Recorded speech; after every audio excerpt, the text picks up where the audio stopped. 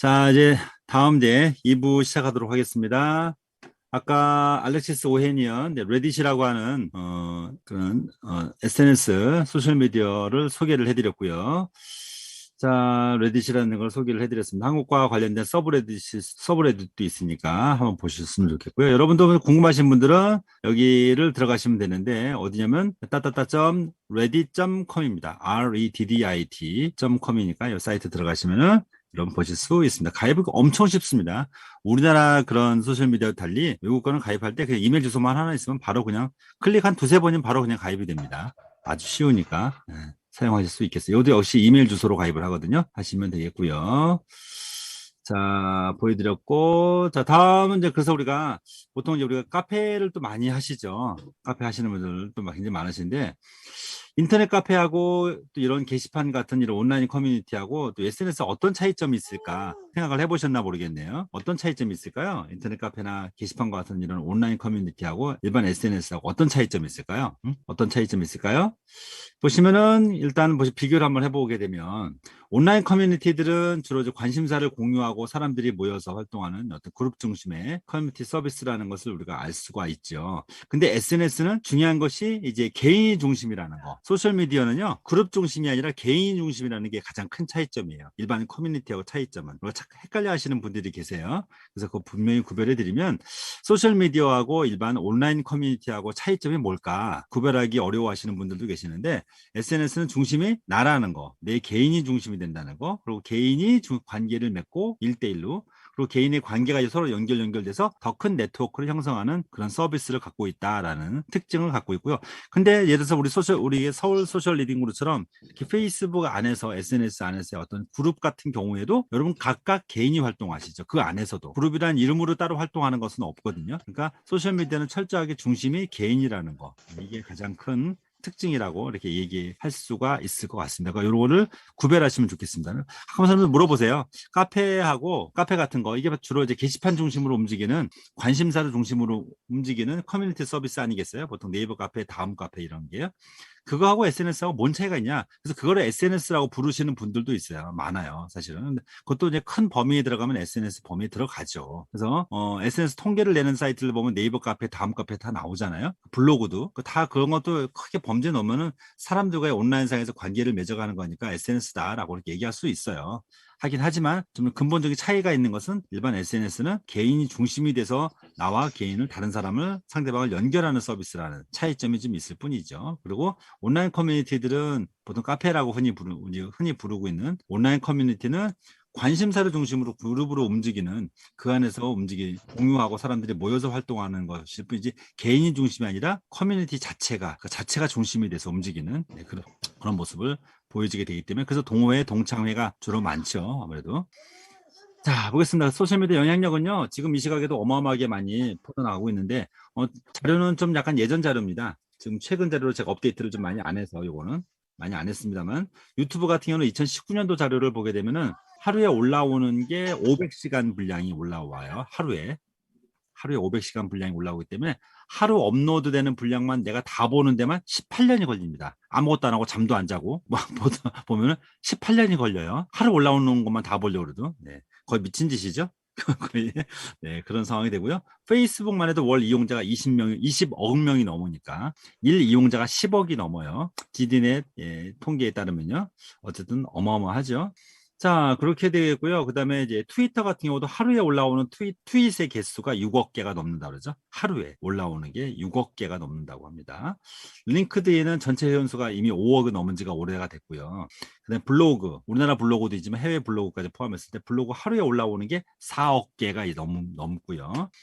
그다음에 2017년 12월까지 봤을 때는 좀 벌써 4년 됐네요, 벌써. 안드로이드 플레이 스토어 앱 개수가 350만 개, 애플 앱 스토어 입점 앱 개수가 200만 개가 넘는다 그러죠. 그래서 근데 저기서 사람들이 얼마나 결제를 하냐, 다 무료 주로 많이 이용하지 않느냐 이렇게 얘기하실 텐데 중앙일보 보도에 따르면요, 한국인이 1년 동안 앱을 여기서 인앱 포함해서 구매한 구매액만 2017년도에 7조가 넘었어요. 구매액만. 이 장난 아닌 거죠. 구매 결제가 거기 스스로 낙전 수입만 따지더라도 도대체가 이 구글이 도대체 돈을 얼마나 많이 벌어들이고 있는지 그걸 예상하실 수가 있을 것 같아요. 그리고 여러분 잘 아시다시피 유튜브에도 보면 기부 시스템이 있고, 그렇죠? 그다음에 또 거기서 광고 수익도 있는데 거기에 기부 시스템 같은 경우도 구글이 30%를 먹죠. 수수료를. 그러니까 얼마나 많은 돈을 벌어가고 있는지를 보고 있습니다. 이게 플랫폼의 위력이라고 하는 것을 우리가 생각해 볼 수 있겠죠? 자, 소셜이라는 것은 뭘까요? 한번 칸을 한번 채워보시겠습니다. 소셜은 뭐가 중심이라고요? 네, 뭐가 중심이에요? 네, 사람이 중심입니다. 개인, 사람이 중심이에요. 그리고 무엇이 핵심일까요? 연결이 핵심입니다. 연결이 중요합니다. 연결이 중요하고요. 그 다음에 사람이 가진 정보를 필요한 곳으로 빠르게 전달하는 특징을 갖고 있고요. 소셜은 무엇을 기반으로 할까요? 계속 얘기했습니다. 내 자신, 개인이라고 얘기할 수도 있어요. 나를 기반으로 하는 커뮤니케이션 서비스가 되겠습니다. 그리고 네트워크가 나에게 연결되는 환경을 말하고요. 소셜 네트워크라는 것은 사람 플러스 연결입니다. 사람과 사람을 연결하는 것이 핵심이다라는 겁니다. 남과 연결하지 않겠다 그러면 소셜 네트워크 서비스를 이용하지 않는 거하고 똑같은 거죠. 의미가 없는 거죠. 날 연결하지 않고 혼자만 있겠다는 거는. 가끔 이런 분들이 있어요. 연결하면 너무 무서워요. 요즘 무서운 세상이에요 하면서 페이스북 계정을 열어놓고 자기를 비공개 계정으로 만들어 놓고 있는 분이 계세요. 그건 의미가 없는 거죠. 소셜미디어를 하는 게 아닌 거죠. 연결이 되어야 되죠. 연결이 되려면요. 내가 나를 어느 정도로 오픈하지 않으면 남들은 들어오질 않아요. 어떤 분 내 개인정보를 빼가면 어떡하나 걱정하시는 분들이 계시는데 내가 공개한 만큼 사람들은 들어오게 돼 있어요. 내가 공개하지 않으면 아무도 안 와요. 나한테 연결하지 않습니다. 그렇죠? 그리고 우리가 구더기 무서워서 장 못 담근다는 말이 있듯이 그러니까 내가 너무 그런 걸 두려워하면요. 배워서 활용을 하고 그걸 적절하게 또 배울 때 내가 그걸 통제할 수 있는 힘도 생겨요. 그걸 하지 않으면은 남도 들어오지 않는다는 거 우리가 알 수가 있겠죠. 자, 그렇습니다. 자, 다음 넘어가서 보시죠. 그래서 요거를 분류를 굳이 한다 그러면은 이렇게 분류해 볼 수도 있어요. 1세대 SNS는 뭐냐? 1세대는 이렇게 볼 수가 있겠죠. 동창이나 친구를 찾으려는 인맥 중심 소통의 장으로서 싸이월드 세계 최초의 SNS라고 흔히 부르는 싸이월드가 있죠. I love school. 예전에 그 김영삼 대표라고 그 사람이 만들었다가 이게 참 각 가정에 참 파탄도 참 많이 났어요. 이것 때문에 동창들끼리 만나서. I love school 있었죠. 그 다음에 2세대 SNS가 있습니다. 이거는 동창 친구 찾으려는 그냥 인맥 중심으로만 연결하는 소통의 장이었었고요. 2세대 SNS는 뭘까요? 2세대 SNS는요. 인맥 중심으로 넘어가는데 거기에 인맥 중심의 폐쇄형이 있고요. 소통 중심의 개방형. 같이 어우러져서 이루어지는 정보 소통의 장이라고 얘기할 수가 있습니다. 이제 블로그, 카페, 네이버 카페, 또 다음 카페, 그다음에 네이버 밴드, 카카오톡, 카카오 스토리, 페이스북 이게 되겠습니다. 그래서 요 2세대에 이제 페이스북이 전 세계를 장악을 했죠. 그다음에 이제 여기에 다양한 메신저 기능을 갖춘 카카오톡 같은 저런 메신저들이 굉장히 전 세계적인 히트를 치는 시대가 되는 것이 바로 2세대 SNS 시대가 되겠습니다. 자, 3세대를 보겠습니다. 3세대라서 2세대가 없어지는 건 아니죠. 2세대가 어떻게 변모를 해서 3세대 분위기에 잘 맞춰가느냐에 따라서 얼마든지 존속이 가능하고 더 활발하게 활성화가 되기도 합니다. 3세대에 보시면 관심사 중심이죠. 이제 관심사로 넘어갔어요. 인맥도 물론 중요하지만 관심사 중심의 소통이 이루어지는 장이라고 얘기할 수가 있겠고요. 사진을 중요시 여깁니다. 미디어가 중요시 여겨지는 시대. 그러니까 여기가 진정한 소셜미디어다라고 얘기하시는 분들이 많아요. 그래서 여기를 사진이 중요시 여겨지고요. 그러다 보니까 내가 필요한 관심사를 찾아야 되니까 찾는 것이 뭘까요? 바로 해시태그를 이용하는 거죠. 검색을 하는 것이 필요로 해진 거죠. 그래서 검색이 중요시 여겨지는 시대. 그래서 블로그라든지 페이스북, 인스타그램 특히 이미지, 영상 중요시 여겨지는 인스타 세대가 본격화되기 시작했고 젊은이들한테 호응을 얻게 된 것이 되겠습니다. 보통 일반 시중의 책이라든지 이런 관련된 학술지에 보면은 다 3세대까지만 소개가 나와요. 4세대는 안 나옵니다. 전혀. 거의 나오질 않습니다. 제가 찾아본 거로는. 제가 4세대는 제가 만들었어요. 제가 일부러 이름을 붙여봤습니다. 4세대 SNS는 뭐냐? 제가 이름 붙인 겁니다. 1인 방송 중심의 개성화, 개인화, 동영상 중심의 소셜미디어. 그래서 해시태그도 역시 활용이 활발하게 되고요. 제가 여기다 이렇게 지어 넣어봤어요. 저는 인스타그램, 유튜브, 틱톡. 물론 페이스북도 동영상 기능 다 집어넣어놨고 1인 중심의 개성화를 추구하고 있어요. 페이스북의 변신이 놀랍죠, 사실은. 페이스북이 굉장히 놀랍게 변신하면서 각 세대에 맞춰서 다양한 서비스를 진행하고 있는 것을 보실 수 있습니다. 그게 바로 4세대 SNS의 특징이라고 보실 수가 있어요. 1인 방송.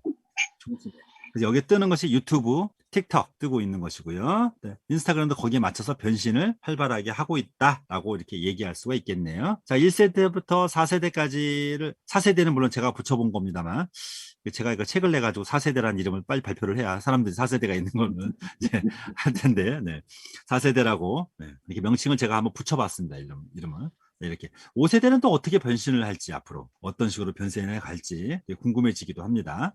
자, 이렇게 보실 수가 있겠습니다. 그러면 내가 쓰고 있는 소셜미디어는 어디에 주로 치중되어 있을까? 어느 세대에 주로 치중되어 있을까? 물론 세대가 예전 거 쓰고 있다고 해서 낡아지거나 옛날 사람이 되는 것은 아닙니다. 그 세대가 지금까지 살아있다고 하는 것은 그만큼 지금 시기에 맞춰서 변신을 잘하고 잘 쓰고 있다고 하는 것이 되니까. 블로그도 마찬가지죠. 블로그도 2세대의 중심이었었지만 지금까지도 활발하게 쓰고 있는 이유는 사람들이 SNS를 해서 블로그의 다양한 기능을 접목시켜서 블로그 안에서 사람들과 소통을 하는 모양을 만들어가고 있기 때문에 4세대에서도 활발하게 이용되고 있는 게 아닌가 싶고 그렇습니다.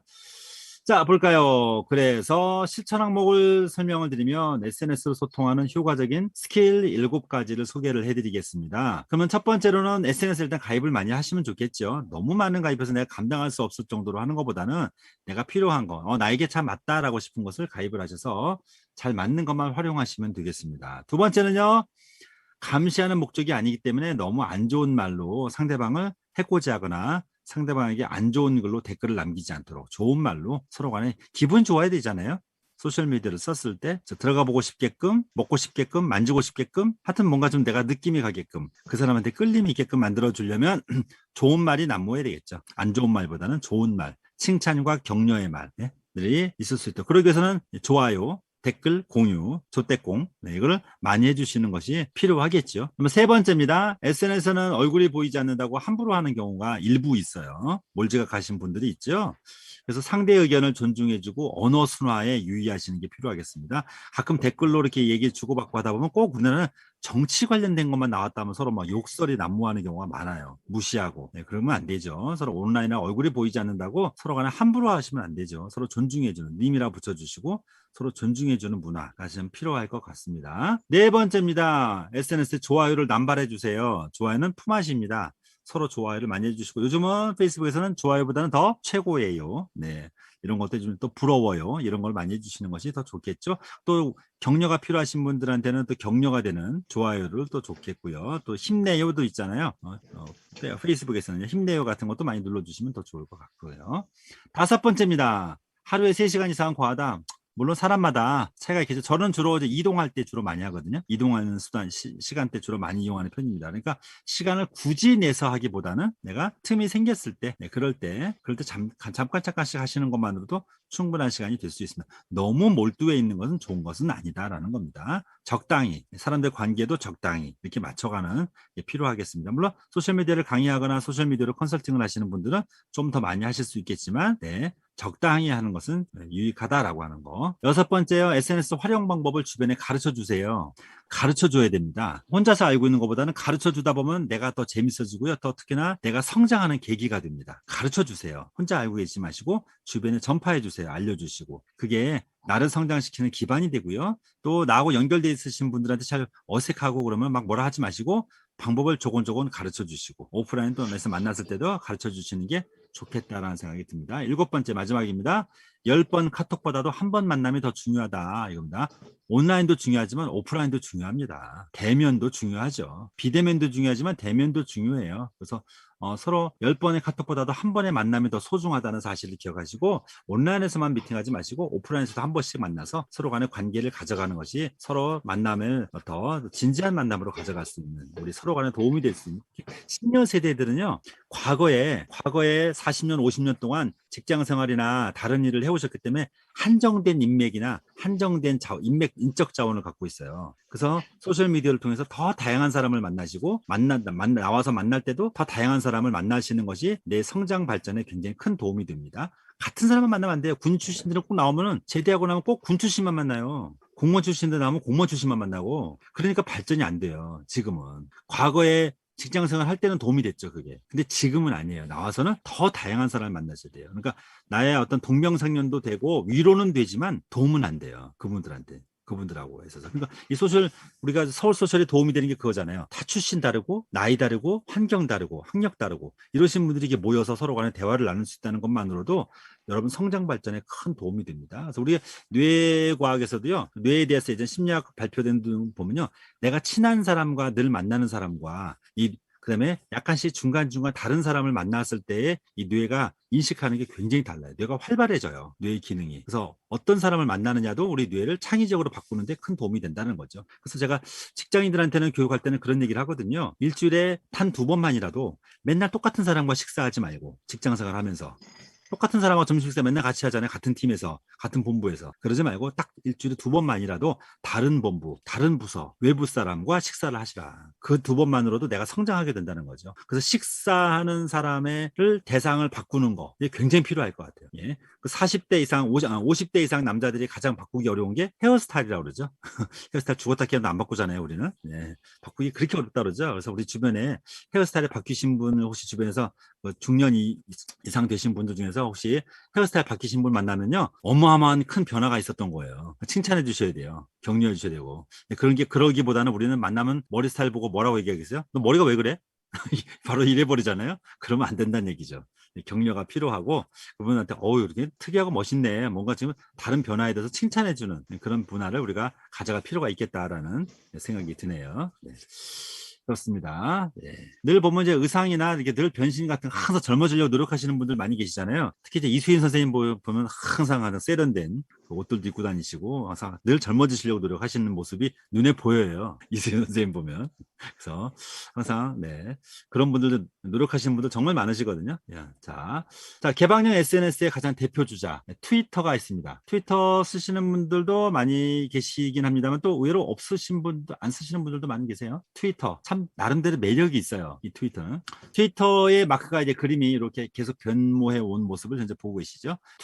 트윗이라는 말이 이제 새가 짹짹짹 지저귀는 듯한 소리를 형상화한 음으로 표현한 게 이제 트윗이죠. 트위터. 그래서 트위터의 창업주는요, 잭 도시, 비즈스톤, 에번 윌리엄스, 노아 글래스. 에번 윌리엄스가 이제 CEO고요. 예, 노아 글래스. 요 분들이 바로 창업자가 되겠습니다. 미국에서 샌프란시스코 지역의 벤처 팟캐스트 업체 오데오에서 에번 윌리엄스와 노아 글래스가 고안한 그런 프로젝트에서 출발을 했죠. 그래서 만들어낸 건데 코드네임이 TWTTR로 정해져 가지고 이 도메인이 twitter.com을 누가 사용하고 있어 가지고 그 때문에 못한 거죠. 나중에 샀어요, 돈 주고. 그래서 트위터로 변경을 하게 됐습니다. 2006년 3월에 서비스를 시작을 했죠.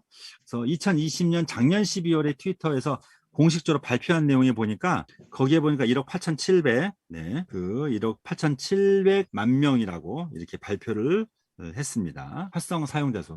그러고 보면 굉장히 여전히 많은 사람들에게 인기를 누리고 있는 소셜 미디어가 아닌가 싶은데요. 근데 사실 트위터는 한계가 참 많거든요. 왜냐면 글자 수가 제한이 걸려 있기 때문에. 글자 수를 많이 쓸 수 없는 이런 다 약점을 갖고 있는데도 불구하고 여전히 지금도 인기를 많이 끌고 있는 그 이유가 뭘까? 늘 변신을 잘하고요. 항상 메뉴라든지 이런 게 아주 세련되게 항상 자주 바뀌어요. 그리고 새로운 것을 자꾸 시도를 하는 그런 경향도 있기 때문에 많은 사람들한테 인기를 끌고 있는 것이 아닌가 싶습니다. 자, 트위터를 보시면 이분들입니다. 창업자가. 자, 바로 이분들이 그 창업자 네 사람이 되겠고요. 역시 이제 같이 이제 잘 맞춰서 창업을 하는 것도 참 중요할 것 같아요. 창업자들이 다투고 헤어지는 경우도 정말 많은데 이 사람들은 어쨌든 공동 창업을 해서 늘 지금까지도 잘 협력을 하는 또 똑같은 일을 하고 있지는 않지만 다양한 일을 하면서도 협력을 하는 그런 모습을 보여주고 계십니다. 자, 트위터의 특징, 이름을 먼저 배워보시겠습니다. 잘 쓰시는 분도 계시겠지만 트윗은요, 트윗이란 말, 트윗. 일단 트위터 특징은요, 트윗이라는 것은 글을 쓰는 행위를 말하죠. 글을 쓰는 행위를 트윗이라고 보통 부릅니다. 그래서 트윗에서는 한글 기준 140자 이내로 쓸 수밖에 없습니다. 글씨 쓸 때 그 글자 숫자가 넘어가려고 그러면 밑에 빨간색으로 표시가 돼서 오버된 걸 표시해 주세요. 글씨를 줄여야 돼요. 그래서 아주 함축된 말을 쓰기가 참 쉽지 않아요. 저 같은 경우도 글을 좀 길게 쓰는 편인데 한번 쓰더라도 이 트위터에 가면은 글을 줄이려고 아주 애를 쓰게 됩니다. 그래서 가끔은 글을 길게 쓰려고 하시는 분들 같은 경우는 페이스북에다 글을 먼저 올려요, 길게. 페이스북에다 글을 길게 올려요. 그거를 축약을 해서 링크를 걸어서 트윗에다 넣는 분들이 많으세요. 그러신 분들이 많습니다. 그래서 트윗에서 짧은 글을 좀 읽다가 더 길게 읽고 싶다 그러면 밑에 링크를 누르고 페이스북으로 연결해주는 이런 분들이 의외로 많습니다. 트위터와 페이스북을 같이 연결해서 쓰는 분들이 많고요. 무슨 일이 일어나고 있나요? 하고 나와서 이렇게 사진, 이미지 이런 것들도 다양하게 넣을 수 있도록 만들어져 있고요. 그래서 스마트폰으로 봤을 때, 그다음에 컴퓨터로 봤을 때 화면이 거의 차이가 없죠. 네. 트윗이라는 것은 다시 한번 트윗이라는 것은 글을 쓰는 행위를 트윗이다 이렇게 부릅니다. 트윗. 자, 다음 리트윗이 있습니다. 우리 메뉴 중에 보면은 밑에 리트윗인데 리트윗은 뭐냐 그죠? 리트윗은 이거죠. 내가 말하는 팔로우 되는 하는 그 대상이 작성한 글 중에서 그러니까 다른 사람이 글 쓴 거 보고요. 그 글을 다른 데로 다시 게시를 좀 하고 싶어요. 남의 글을 퍼오는 거죠, 일종의. 퍼오는 거죠. 다시 계정으로 게시할 수 있어요. 그걸 리트윗, 다시 게시한다 이제 이 소리죠. 리트윗입니다. 내가 리트윗을 하게 되면요, 내 계정을 팔로우하는 사람들한테 다 전달이 됩니다. 그래서 전달이 되기 때문에 위력이 커지는 거죠. 그러니까 내가 5천 명, 내가 팔로우하는 사람들이 얼마냐에 따라서 또 위력이 또 달라지게 되는 거죠. 그래서 전우영 박사님이 쓴 건데, 예를 들어서 이런 글을 썼어요. 이분의 특징은 이렇게 글을 쓰고 밑에다가 facebook.com에서 이렇게 글이 쭉 써 있죠. 여기 더 자세한 글은 누르면 페이스북으로 들어갈 수 있도록 연결해 주죠. 페이스북과 트위터를 같이 연결해서 쓰는 걸 잘 하시는 분이세요. 이렇게 하시는 분들이 많으세요. 글을 많이, 칼럼 같은 거 많이 쓰시는 분들은 이런 식으로 많이 하십니다. 그래서 글을 굉장히 아주 이슈를 많이 몰고 다니시는 분이시죠. 역사학자시고, 전용 박사가 이렇게 글을 쓰는 편이고요. 밑에 붙어 있는 거 보시면은 밑에는 이렇게 좋아요 표시도 있죠. 좋아요도 표시도 있고, 그 다음에 내가 여기다가 댓글을 남길 수도 있어요. 여기다가. 글을 남길 수도 있고요. 그 다음에 리트윗을 할 수도 있어요. 이건 왼쪽에 있는 건 트윗이고요. 오른쪽에 있는 것은 리트윗입니다. 그러니까 이 리트윗만 275번을 한 거죠. 다른 사람들이. 275군데로 퍼져나간 겁니다. 알 수가 있겠죠. 이게 동그랗게 원 돌아가게끔 만들어져 있는 화살 표시가 되어 있는 것은 리트윗입니다. 왼쪽은 트윗이고요. 이렇게 할 수 있도록 돼요. 나도 트윗을 할 수 있죠. 이걸 가지고 글을 쓸 수가 있습니다. 이렇게 만들어져 있죠. 그래서 보시면 메뉴가 이렇게, 그럼 여기 오른쪽에 화살표 위로 올라가는 게 또 있어요. 요거는 뭐냐면 쪽지 보내는 거, 또 북마크 하는 거, 또 이 링크를 복사하는 거, 이렇게 할 수 있는 기능을 같이 포괄하고 있습니다. 자, 이게 바로 트위터의 대표적인 특징. 그러면 이건 제 건데요. 제 트위터 계정인데 저는 뭐 이렇게 많지는 않습니다. 저는 뭐 트위터는 이렇게 활발하게 하는 편은 아닌데 그냥 제가 쓰고 싶은 거 그냥 마음대로 막 써요. 페이스북이나 이런 데는 제가 정치적인 글이나 이런 건 좀 조심해서 올리는 편이에요. 교육을 하는 사람이다 보니까 좀 조심하는 편인데 트위터는 그냥 제 마음대로 써요. 트위터는 그냥 신경 안 써요. 트위터는 그냥 하고 싶은 말도 그냥 마음대로 그냥, 또는 이제 뉴스 같은 거 나오면 바로 그냥 올려서 공유하면서 거기다가 막 쓰고 싶은 글들 막 써버리는 편인데, 제 겁니다. 제 건데 이런 식으로 쓰고 있어요. 네, 저는 2010년에 가입을 해서 쓰고 있죠. 자, 그래서 트위터 특징 보면 트위터에 나오는 용어들, 요 대표적인 용어 4개를 보도록 하겠습니다. 특징 4가지를 보도록 하는데, 용어가 가장 헷갈리는 게 이거예요. 팔로우, 팔로잉, 팔로워. 이게 참 헷갈리는 용어거든요. 처음에 하시는 분들은 이게 정말 헷갈리죠. 팔로부터 보시면은 내가 관심 있는 대상을 내가 따라다니면서 그 사람이 무엇 하는지 내가 보고 싶어요 하는 것을 팔로우 한다라고 하는 거죠. 내가 팔로우를 하는 겁니다. 팔로우 하는 거고요. 내가 누른 상태가 표시가 돼요. 화면에는 항상. 그래서 내가 팔로잉을 하고 있으면은 상대방을 내가 팔로잉을 하고 있으면 팔로잉이라고 표시가 딱 뜨게 되고요. 내가 팔로우를 했으면 팔로우라고 뜨고요. 해지하는 것은 언팔로우다. 이렇게 언팔이라고 부릅니다. 언팔이라고 불러서 해지하는 것은 인스타그램에서 똑같은 용어로 쓰이고 있습니다. 언팔로우. 그래서 언팔이라고 보통 얘기를 하죠. 내가 팔로우를 하고 있는 상태, 내가 다른 사람을 쫓아가는 거죠. 그 사람이 그 관심이 있어서 상대방을 물고 가는 거, 그걸 팔로잉 한다라고 얘기하죠. 팔로잉이라고 얘기하고요. 나를 주시하고 나를 따라다니는 사람을 팔로워라고 얘기를 합니다. 팔로워라고 얘기를 하게 되죠. 글자 수는 한국어 기준 140자가 되겠습니다. 글씨를 많이 못 써요. 많이 못 쓰기 때문에 아까처럼 링크를 걸거나 아니면은 조금만 쓰여서 여러 번에 걸쳐. 정치인들은 이렇게 하시는 분들이 많으세요. 그 링크를 거는 걸 잘 못 하시니까 그런지는 모르겠는데, 정치인들은 어떻게 하냐면요. 지난번에 보니까 그 추미애 전 장관 같은 경우는 글을 트위터를 어떻게 쓰나 이렇게 가만히 보니까 먼저 140자 정도 글을 써요. 그 다음에 마치 댓글처럼 밑으로, 그러니까 자기가 또 트윗을 하는 거죠. 밑에다가 댓글 다는 걸 트윗을 한다고 얘기할 수 있어요. 그러니까 밑에다가 자기가 나머지 하고 싶은 말들을 계속 밑에다 쓰는 거예요. 줄줄이. 네, 이런 식으로 써나가는 방법을 많이 보실 수 있습니다. 네, 그렇게 보통 쓰시는 분들이 많으세요. 정치인들은 할 말이 많으니까. 네, 이렇게 보좌관 맡기지 않고 자기가 쓰는 것만도 대단한 분들이죠. 사실은. 네. 그러신 분들이 계세요. 보좌관이 써주는 분들도 있어요. 그런 분들은 딱 보면 알아요. 딱 보면은 보좌관들 자기가 쓰지 않고 보좌관이 쓰는 사람들은 티가 금방 나거든요. 바로 알 수 있죠. 자, 2020년도 이제 트위터 대한민국 공식 계정을 제가 찾아보니까 트위터의 공식 계정에서는 다양한 거를 많이 발표를 하고 있죠. 그 보시면 여기에는 2020년도 가장 트윗을 많이 하면서도 좀 이렇게 이슈가 됐던 분들, 정치인들만 모아놓은 발표를 했어요. 어떤 1위가 문재인 대통령이네요. 2위가 추미애 법무부 장관, 3위가 이낙연 대표, 다 민주당 쪽 분이시네요. 4번이 윤석열 검찰총장, 5번이 트윗된 사람들, 5번이 이제 강경화 외교부 장관, 6위가 트럼프 미 대통령, 7번이 경기도 지사, 이재명 지사, 8번이 금태섭 전 의원, 9번이 나경원, 9위가 나경원 전 의원, 10위가 류호정 전 정의당 의원, 정의당 의원. 네, 이렇게 해서 정치인들 쪽에서는 트윗에서 활동하고 계신 분들의 랭킹들을 매긴 것이 나타났습니다. 자, 다음 또 보실까요? 두 번째는 이번에는 소셜 키워드 2020년도 가장 키워드는 1번이 코로나19였네요.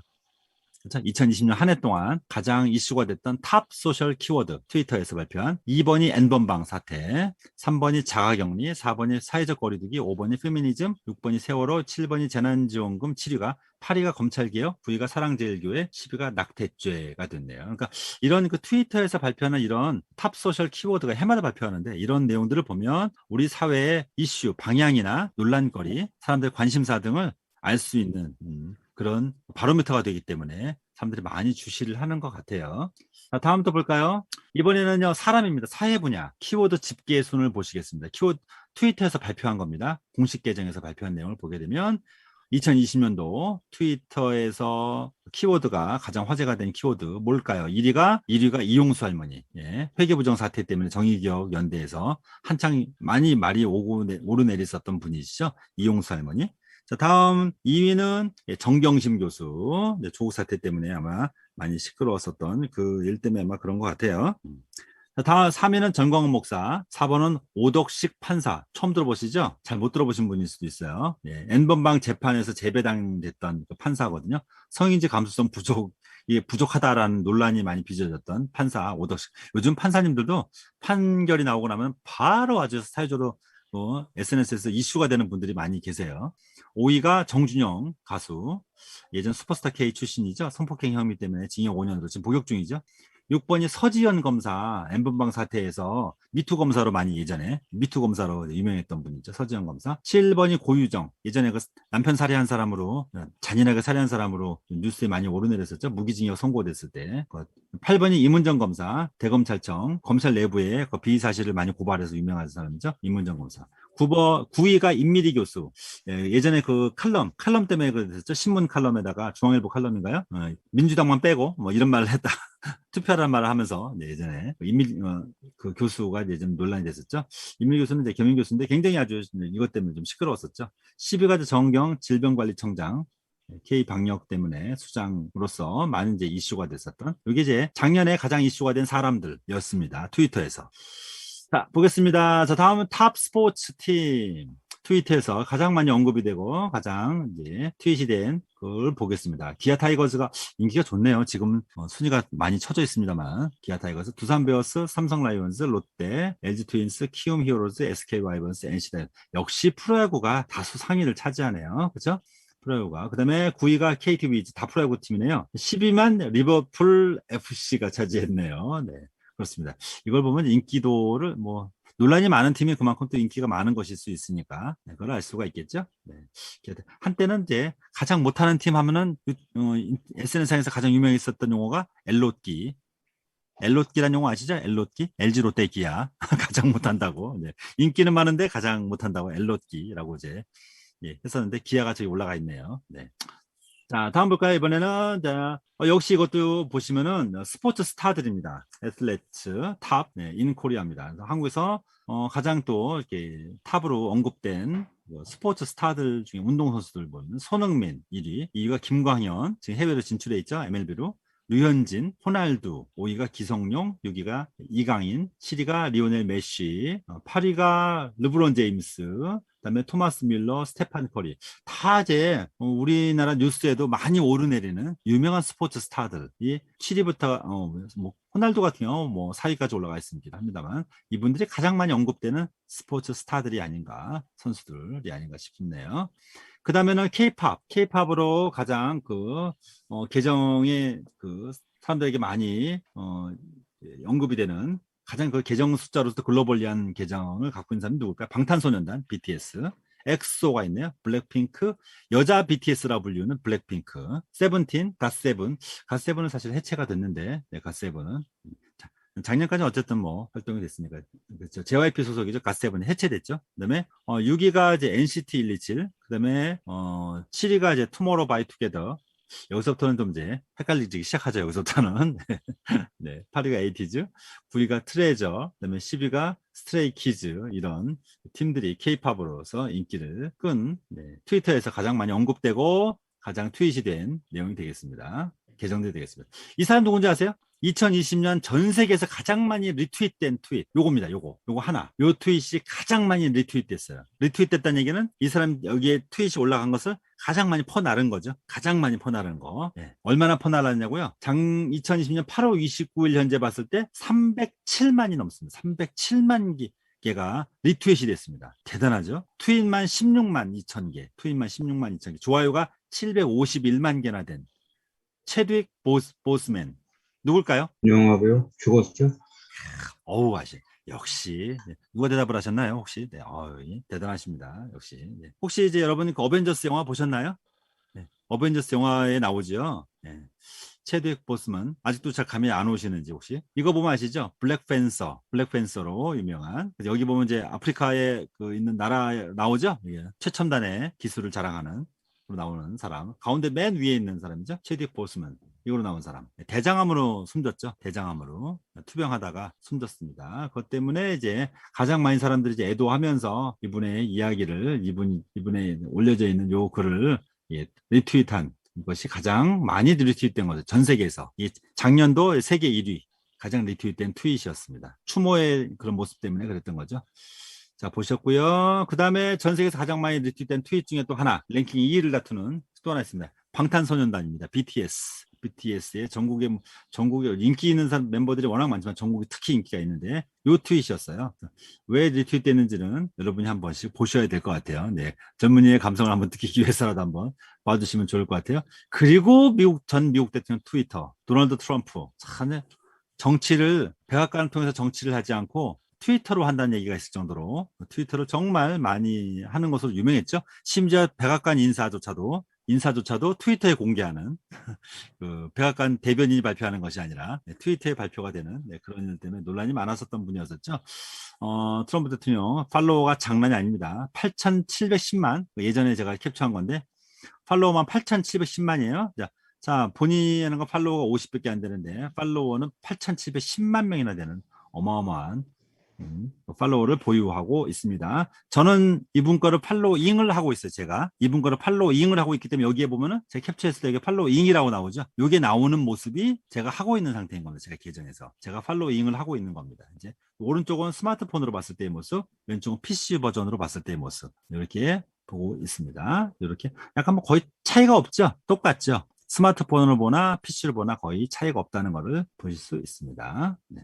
그리고 이제 트럼프 대통령이 이제 떠날 때 모습이죠. 떠날 때 막 떠나던 시점에서 제가 한번 캡처를 봤는데 이때 보니까 이제 뭐 하여튼 떠날 때는 말없이 떠나는 건데 떠날 때조차도 엄청 시끄러웠었죠. 하여튼 대단한 사람입니다. 네.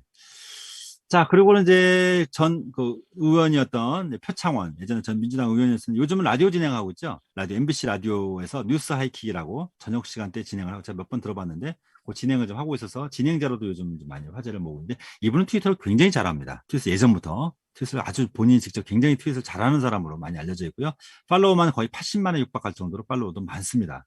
굉장히 많고 활동도 굉장히 활발하게 하고 있는 분으로 알려져 있는 분이죠. 1년 사이에도 엄청나게 다양한 그런 상황들을 이분 같은 경우는 이제 하고 있는데 근데 여기 보면은 갑자기 확 팔로워가 확 줄어든 거를 보실 수 있어요. 이렇게 싹. 그렇죠? 팔로워도 줄어들었죠. 2020년 대비 2021년이. 왜 줄었을까요?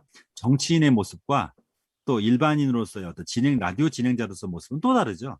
그만큼 정치 쪽에 관심 있던 사람들은 떨어져 나가고 이제 정리가 되는 걸 보실 수 있어요. 그러니까 팔로워 숫자나 팔로잉 숫자로만 가지고도 파악을 하실 수가 있어요. 변화를 체크해 볼 수가 있죠. 자, 이거 문재인 대통령의 트위터입니다. 문재인 대통령은 뭐 184만 팔로워를 보유하고 있고요. 아무래도 뭐 대통령이다 보니까 뭐 개인적으로 글을 쓰는 거는 좀 어려움이 좀 있죠. 아무래도. 네. 근데 이게 좀 독특해요. 문 리버라고 쓰고 있더라고요. 문 리버 365 이걸 쓰고 계시더라고요. 어쨌든 그렇습니다. 자, 그 다음에 이제 틱톡이 되겠습니다. 틱톡. 자, 틱톡 쓰는 분 계신가요? 혹시? 틱톡 하시는 분 계실까요? 틱톡 하시는 분들은 채팅에다가, 네, 네, 감사합니다 하고 나가시는 분들이 계시네. 네, 네. 저는 여기 이거 가지고 올리시는 줄 알았더니, 네. 따로 별로 없으신 것 같은데, 이 틱톡이 참 재밌어요, 사실은. 굉장히 재밌는, SNS가 되겠습니다. 이 틱톡에 대해서 설명을 좀 잠깐 드리겠습니다. 틱톡은요, 이제 중국의 바이트댄스라는 회사에서 만들었고요. 근데 사실은 이제 최근에 이제 미국에서 논란이 좀 있었죠. 그죠? 트위터가 아니라 이 틱톡을 미국에서 하려면은 회사를 내놔라. 뭐 맞아. 트럼프 대통령 때 좀 카톡 시끄러웠었죠. 지금 내놓으라고 했던 이유는 뭐냐면, 방에서 자, 내놓으라고 했던 이유는 뭐냐면, 이 틱톡은요, 법인이 미국만 있는 게 아니에요. 글로벌 법인이 미국에도 있고, 동아시아 것도 있고, 약간 다 곳곳에 있어요. 그러다 보니까 얘가 분리가 되어 있는 것 때문에 약간 그런 게 가능했었고요. 미국에서 서비스를 하려면 우리 자기네 회사를 내놓으라. 이렇게 트럼프 대통령이 막 요구하는 바람에 좀 시끄러웠었죠. 그것 때문에. 네. 중국의 바이트댄스에서 개발했고요. 예, 숏 비디오 SNS입니다. 주요 서비스는. 비디오가 짧죠.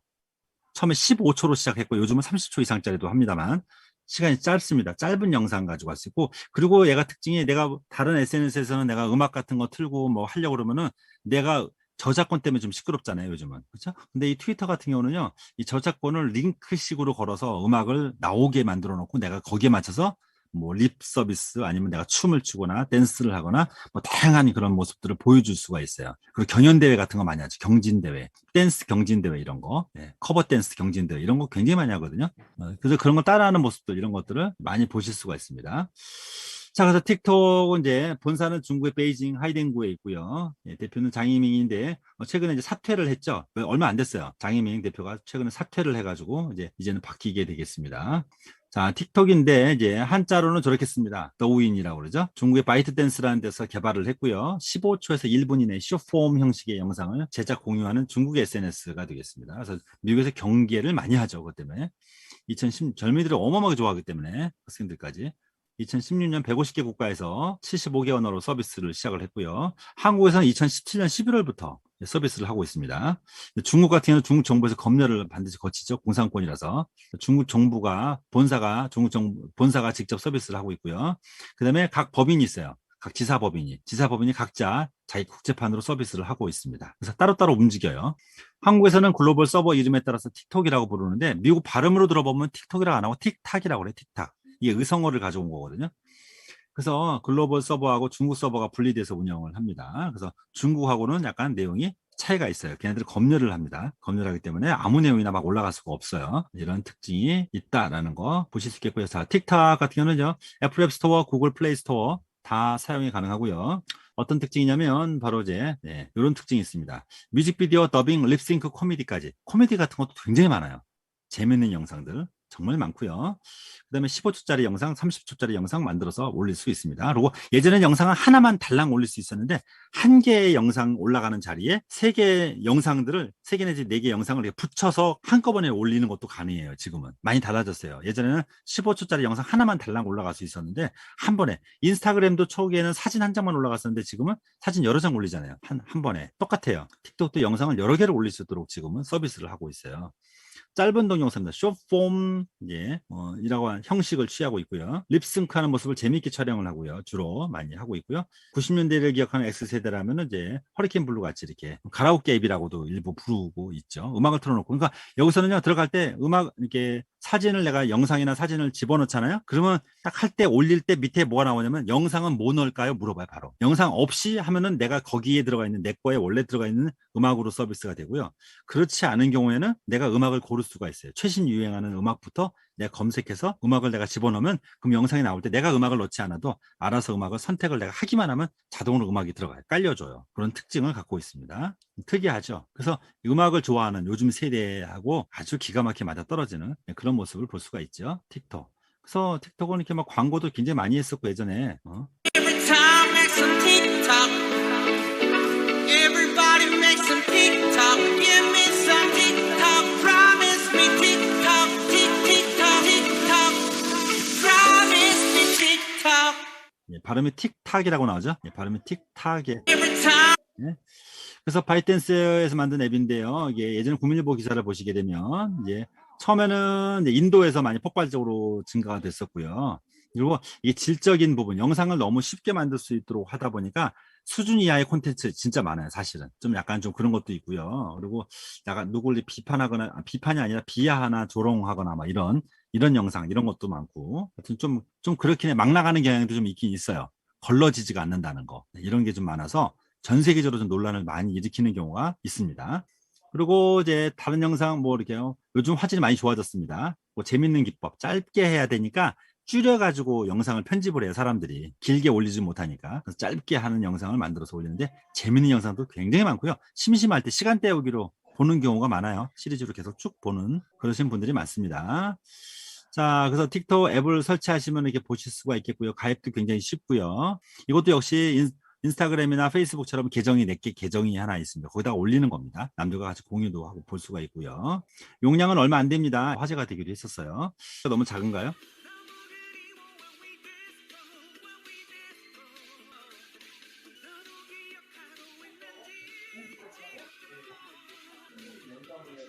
몸이 좀 안 맞으면 어떻습니까? 그냥 하는 거죠.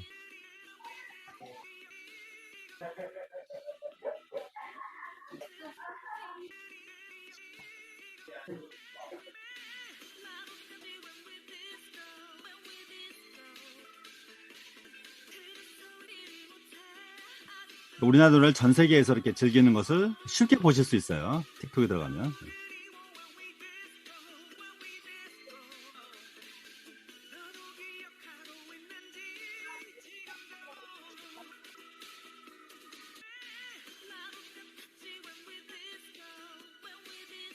애기들 영상도 엄청 많죠.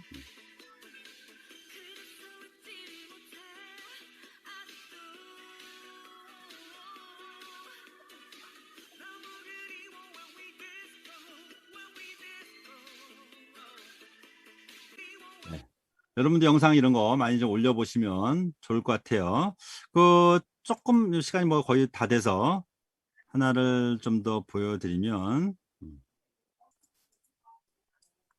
틱톡을 조금 보여드리면요. 잠시만요. 나는 부엌에 해먹는 깜빡거렸어. 또 남편에게 말했다. 여보, 여기에 자, 검색을 할 수도 있어요. 이렇게 검색을 해가지고요. 내가 필요한 것들을 찾을 수도 있습니다. 그래서 검색을 할 때 또 유명한 것 중에 보면은 예를 들어서 저기 원더 총각이 또 유명하죠.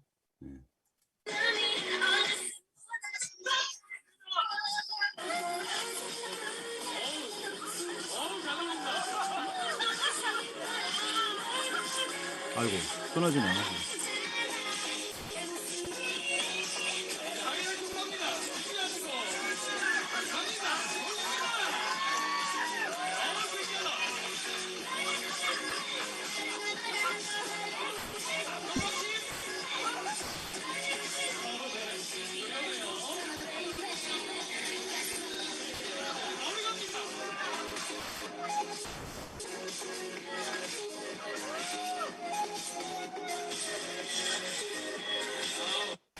실시간으로 보여드리려고 그러니까 이게 화면이 좀 자꾸 끊어지네요. 보여드리려고 하니까 사람이 누구냐면 이제 원더 총각이라고 한번 틱톡이나 또는 틱톡 아니라도 유튜브에도 요즘 이게 많이 올려져 있으니까 한번 보시면은 예전부터 굉장히 화제가 많이 됐던 분인데 원더 총각. 네. 배나온 배불뚝인데 엄청나게 춤을 재밌게 잘 추죠. 굉장히 화제의 주인공에서 결혼식장에서 춤도 굉장히 많이 추고 하는 유명한 아주 화제의 주인공이기도 합니다. 원더 총각 한번 검색하시면 보실 수 있으니까 한번 구경을 해보시면 깜짝 놀라시게 됩니다. 여러 행사장 같은 데서도 많이 보실 수 있는데 요즘은 이제 코로나 때문에 활동을 이렇게 못하고는 있죠. 네. 어쨌든 이제 오늘 이제 틱톡까지 간단히 보셨는데 틱톡은 이렇게 모습의 기본적인 이렇게 영상이 이게 기본 짧은 영상이 나오게 되고 밑에 음악이나 이게 나오게 되죠. 그리고 여기에 좋아요 표시를 누르게 되는데 52,000개죠. 그래서 이렇게 누르면 돼요. 이렇게 빨간색 표시가 되죠. 좋아요 누르게 되면 그다음에 여기는 댓글이에요. 누르면 댓글이 이렇게 나와요. 1223개가 댓글이 있네요. 댓글을 이렇게 보실 수 있고요. 이거는 2811개. 이거 다른 데로 공유할 수 있어요. 누르면. 그다음에 여기 누르면은 이 사람의 계정으로 들어갑니다. 이 사람의 계정. 여기 원더 총각 계정이죠. 예, 보실 수 있어요. 이분에게 팔로워가 그쵸? 팔로워가 84,000 팔로워가 있죠. 이분은 이분을 따라다니는 팔로워만 84,000이나 됩니다. 굉장히 영상도 많이 있죠. 이렇게. 이분은 본인 계정에 들어가서 보실 수도 있고 검색도 가능하고 인스타그램하고 비슷해요. 사용 방법이 이런 식으로. 인스타그램도 하고 있기 때문에 이런 식의 계정으로 움직이는 영상이 짧아요. 다 짧은 영상, 이런 영상의 짧은 영상의 특징 이렇게 만들어져 있는 것이 바로 이제 틱톡의 특징입니다. 틱톡 사용 방법도 아주 쉽죠. 그래서 좋아요 누를 수가 있고요. 그 다음에 틱톡 같은 경우는 또 이렇게 바로 이렇게 인기 있는 거 나오게 되는데 검색도 할 수 있고요. 그다음에 사용자 동영상 사운드 해시태그별로 해서 검색도 가능하고 해시태그별로 구독도 가능하고 이렇게 만들어져 있어요. 그리고 내가 내 계정에 직접 내 거의 계정에 들어가면 이건 제 계정인데 저야 뭐 없어요. 저는 거의 이용을 안 하기 때문에 영상들 올리고 그러면 플러스 표시 누르게 되면은 그러면은 제가 나오죠. 이거 밑에 업로드 누르게 되면은 영상들을 올릴 수 있는 게 나와요. 그럼 여기서 내가 골라서 영상을 골라서 필요한 걸 영상을 골라서 다음을 눌러줘요. 올리죠? 그러면은 요를 다음 누르고 시간을 자를 수도 있어요. 필요한 대로 넘어가죠.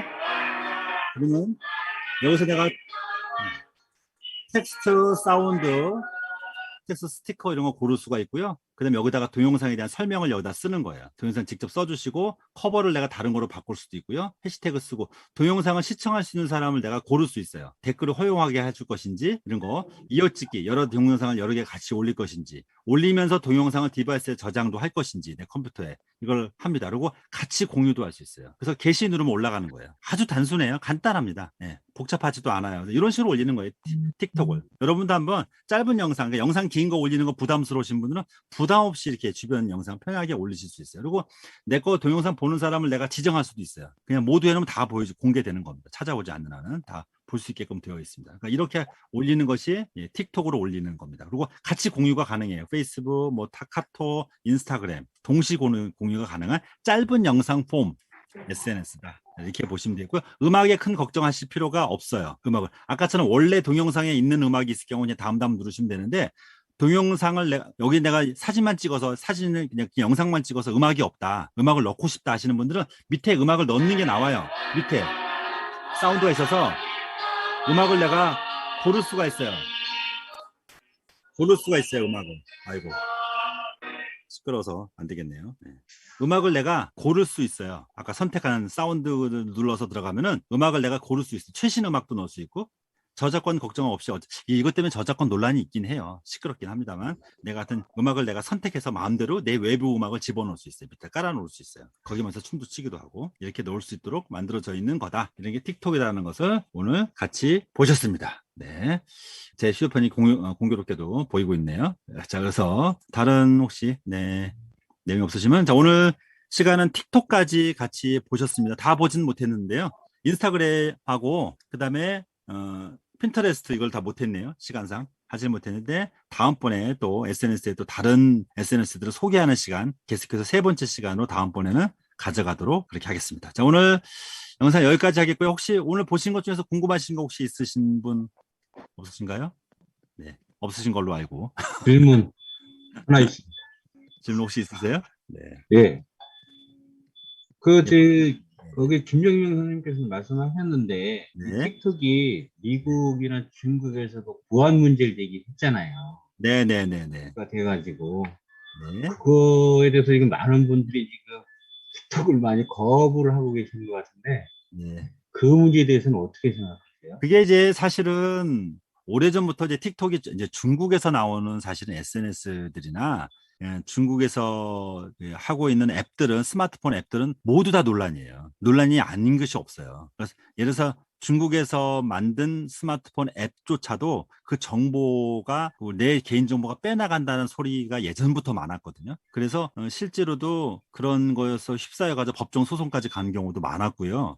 그 다음에 이제 더 큰 것은 뭐냐면 중국의 앱들을 다운로드 받아서 설치를 하면 보통 우리가 그 개인정보 접근권에 대해서 우리가 허용 여부를 물어보는 게 나오죠. 설치할 때. 근데 중국 앱이 특히 많아요. 엄청 많아요. 그러니까 다른 앱들은 국산 앱들은 요구하는 게 카메라 뭐 이렇게 주소록 이런 거 접근하는 그런 걸 요구하는 거는 다 있긴 있죠. 근데 특히 중국 앱들은 어느 정도를 요구를 많이 하냐면 페이스북과 함께 가장 많은 걸 요구해요. 70개에서 100개 정도까지도 요구하거든요.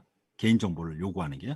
그러다 보니까 그래서 이제 개인정보에 대한 어떤 유출이나 보안에 대한 논란이 많이 빚어지는 게 아닌가 싶고요. 특히 이제 지금 우리가 지금 쓰고 있는 이 줌 있잖아요. 이 줌도 사실은 미국 거지만 미국이라는 이름으로 되어 있지만 사실은 모든 서버가 다 중국에 있어요. 왜냐하면 네, 창업자가 이 그거에 대표가 대해서, 그거에 대해서 조금 좀 뭐라 해야 되나 조금 좀 첨언을 좀 하자면 그 인터넷이라는 속성 자체가 이게 그 라우터라고 하는 걸 통해서 나가기 때문에 집에 있는 모든 그 통제에 있는 라우터라는 게 있거든요. 박스 옆에 박스가 그 라우터라고 하는 건데 이 라우터가 이게 누구든지 필터가 돼요. 그래서 이걸 가지고 우리가 인터넷에 소셜 마케팅도 쓰고 있고 그러거든요. 그래서 누구든지 필터를 하는데 문제는 국가가 그것을 제도적으로 필터하느냐라고 얘기를 하는데 이거는 사실은 우리나라도 필터를 합니다. 우리나라도. 그리고 이번에 아시다시피 미얀마 같은 경우에도 필터를 하잖아요, 전부. 그래가지고 국가가 어떤 자료가 딱 나가기 시작하면 그걸 막아버린단 말이에요. 이렇게 필터를 일괄적으로 해버리기 때문에. 그래서 참 그 미국이라고 필터를 안 하느냐 이것도 아니거든요. 근데 이제 그걸 법적, 제도적으로 어떻게 막느냐 하는 문제, 이거 참 어려운 얘기입니다. 그래서 이제 대신 이제 중국과 미국과 이런 문제 중에서 우리나라에 만약에 유명한 뭐 페이스북 정도의 어떤 그런 뭐 어떤 퀄리티가 나온 게 있었다라고 얘기를 하면 아마 미국에서 똑같이 막았을 거예요. 우리나라도 필터가 된다는 조건으로. 그 예전에 구글이 우리나라에 그 데이터 센터를 만들겠다고 서버 15만 대를 설치한다고 얘기할 때 우리나라에서 끝내 안 하고 싱가포르로 넘어갔거든요. 그 이유가 한국에 원래 워낙 그 구글 사용자가 많기 때문에 한국에 서버를 둬야 된다라고 얘기를 했는데 한국이 라우터 필터가 되는 나라다라고 얘기하는 것 때문에 구글이 이사를 갔어요. 이렇게. 그래서 이제 그런 부분들이 좀 있기 때문에 인터넷이라고 하는 것 자체는 어쨌든 보안엔 취약한 거예요, 이거를. 그래서 그거를 뭐 틱톡이 이렇게 된다라고 하는 건 제가 보기에는 패권 싸움에서 하나 일이 아닌가 싶은 생각이 들거든요. 그렇게 따지면 지금 말하는 거